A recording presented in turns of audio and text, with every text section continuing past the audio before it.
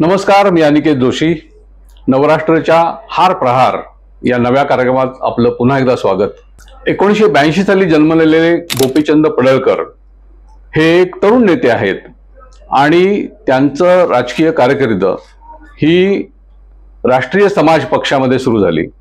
त्या पक्षाचे नेते महादेव जानकर हे देखील धनगर समाजाचे एक मोठे नेते आहेत.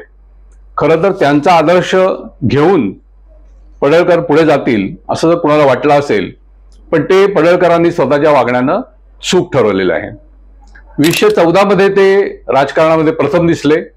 भारतीय जनता पक्ष आणि महादेव जानकर यांच्या पक्षाची युती होती, त्यामुळे भारतीय जनता पक्षाचे उमेदवार म्हणून पडळकर तेव्हा लढले. त्यांना अर्थातच यश मिळालं नव्हतं. 2019च्या निवडणुकीमध्ये त्यांनी लोकसभेला आपलं भविष्य आजमावण्याचा प्रयत्न केला. तिथे ते अपयशी ठरले. तेव्हा ते भारतीय जनता पक्षातून बाजूला गेलेले होते. 2020 मध्ये जानकर यांची साथ सोडून ते भाजपमध्ये आले आणि भाजपने त्यांना विधान परिषदेचे सदस्य केलं. या सर्व कालावधीमध्ये पडळकर यांचं राजकीय भांडवल जर काय असेल तर ते इतकंच होतं की शरद पवार यांना सतत शिव्या देणं, अजित पवार यांच्यावर व्यक्तिगत टीका करणं आणि त्यांच्या विरोधात म्हणजे धनगर समाजाच्या आरक्षणासंदर्भात या मागण्या घेऊन महादेव जानकर असतील की अन्य नेते चाललेले असतील, त्या सगळ्या आंदोलनामध्ये पडळकर हे एक आघाडीवर होते. त्यांनी उपोषण केलं होतं बारामतीमध्ये आणि त्याला एक बरेच राजकीय असं एक ज्याला म्हणून समर्थन मिळत गेलं होतं आणि भाजपला असं वाटलं की हा तरुण नेता हा आपल्याकडे अधिक चांगल्या पद्धतीनं पुढे जाईल आणि म्हणून त्यांना भाजपने आग्रहानं त्यांच्या पक्षात घेतलं, विधान परिषदेत नेलं. पडळकर हे नाव आपल्याला एसटीच्या संपामध्ये गेल्या काही काळात आपल्या पुढे आलेलं होतं. भारतीय जनता पक्षाचे दुसरे एक नेते सदाभाऊ खोत आणि पडळकर हे दोघं एसटी कामगारांची बाजू घेऊन, तिथे काँग्रेसची मोठी संघटना होती, शिवसेनेची मोठी संघटना एसटी कामगारांच्या मध्ये होती, त्या सगळ्यांना छेद देऊन भाजपत तिथे कामगारांच्या मध्ये एक वर्चस्व निर्माण करण्याचा प्रयत्न पडळकर, सदाभाऊ खोत यांनी केला. आणि या सगळ्या आंदोलनामधून पुढे येत असताना सतत वादग्रस्त बोलणं हे त्यांनी आपलं स्वतःचं ज्याला काय म्हणू USP ज्याला म्हणतात राजकारणातला, तो ठेवायचा प्रयत्न केला आणि त्याच मार्गानं पुढे जाताना त्यांनी आता हे आजचं विधान केलेलं आहे. अरे जयंत पाटला, तुझ्यासारखा भिकारी अवलाद गोपीचंद पडळकरची नाही.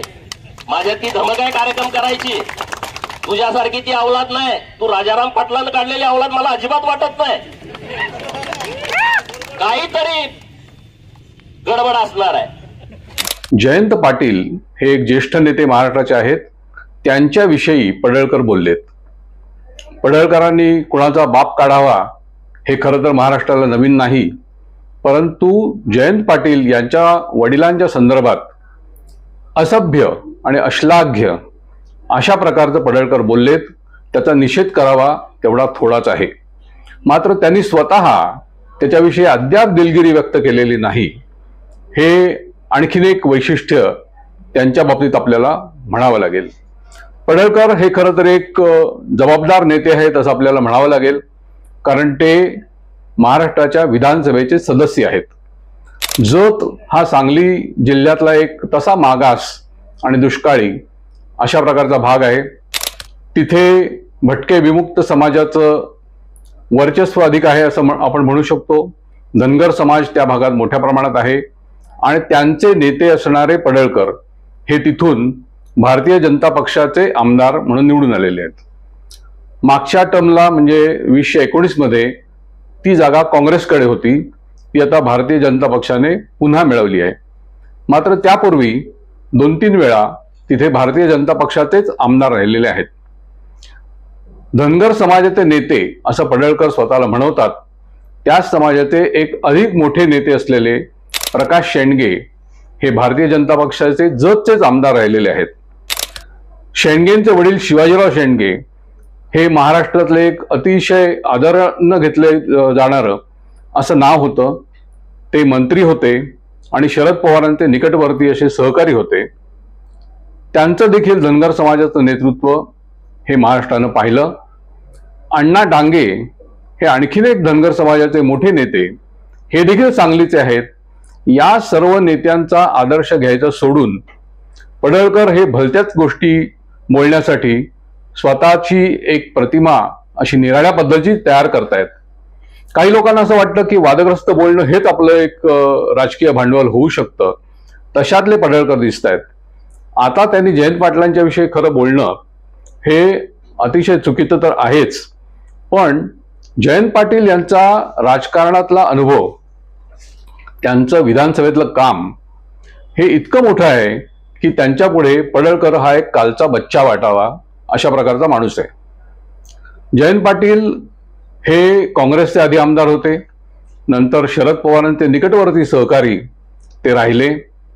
ते गेली 5 वर्ष राष्ट्रवादी काँग्रेस शरदचंद्र पवार या पक्षाचे महाराष्ट्राचे अध्यक्ष राहिलेले आहेत, नेते आहेत. ते महाराष्ट्राच्या विधानसभेमध्ये सलग 10 वेळा अर्थसंकल्प मांडणारे असे नेते आहेत.